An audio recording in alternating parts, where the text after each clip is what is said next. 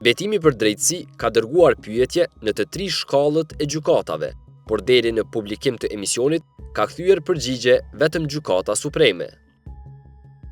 I nderuar, lidhur me pyetjet tuaja, ju njoftojmë se Gjykata Supreme nuk komenton vendimet gjyqësore. Megjithatë, për korrektësi ndaj jush, ju ftojmë t'i referoni arsyetimit të vendimeve të instancave më të ulta gjyqësore që kanë vendosur për çështjen e fjalë. Kjo për arsye se Gjykata Supreme nuk është gjykatë e faktit dhe rrjedhimisht nuk hyn në shqyrtim të provave të rastit. Naim Abrashi, tash si pasojë e rezultateve të proceseve gjyqësore, ka vendosur të largohet nga Kosova. Siç e pohon vet ai, Abrashi i ka ikur pa drejtësisë. Unë mendoj që i kom ikë pa drejtësisë, edhe rasti kushdo që e merr dhe shtjellon që të rast, edhe e din që unë i kom ikë pa drejtësisë, jo drejtësisë. Edhe veç për çet arsye unë jam largu prej Kosovës për shkak të pa drejtësisë. Edhe normal, nëse i shkon diçka në vendim i drejt, s'kisha pas nevojë me ikë, edhe e kisha marrë çata që e meritoj me marrë si dënim. Po në këtë rast unë mendoj që i kom ikë pa drejtësisë padyshim. Megjithatë, Abrashi me avokatin e tij e kanë edhe një betejë aktive, ku po kërkojnë drejtësi. Gjykata kushtetuese është dera e fundit në të cilën Abrashi ka trokitur për të kërkuar drejtësi.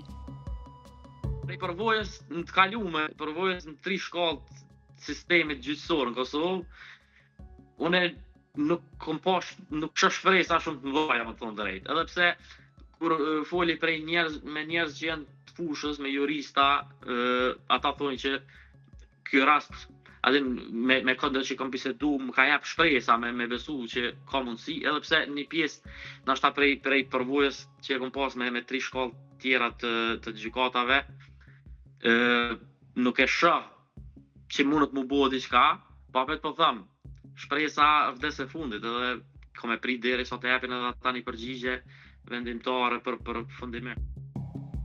Kjo shumë varet, ne kemi kontestuar vendimet e 3 niveleve, do të thotë qoftë vendimit të Gjykatës Supreme, qoftë edhe të vendime gjatë procedurës, kushtimisht ta them të rregullt penale, për procedurës të rregullt penale, mirë po tash kjo varet në masë të madhe se cili do të jetë vendimi i gjykatës kushtetuese, cilat do të vlerësoj vendimet që duhet ato të anulohen. Mirë po për këtë çështje ne kemi konsideruar që i gjithë procesi në raport me Naim Abrashin duhet të kthehet në pikën 0 dhe që çështja të kthehet tërësisht në rigjykim. Tash shihni, ne përderisa nuk e kemi mundësinë që vendimet e gjykatës kushtetuese, kushtimisht ta them që t'i sfidojmë pranë gjykatës evropiane për të drejtat e njerijut në Strasburg, e kemi vështirë që ato të kontestojnë në kuptim të vendimarrjes.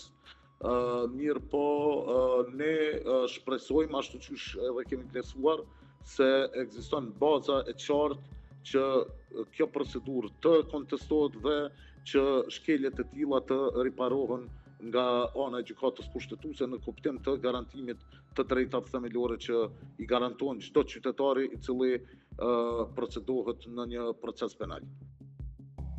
Historia që pretendon Naim Abrashi nuk është vetëm një rrëfim për një pako që përmbante armë, por për një rrëfim anomalie që rrezikon të ndodhë kujtdo në sistemin e drejtësisë në Kosovë.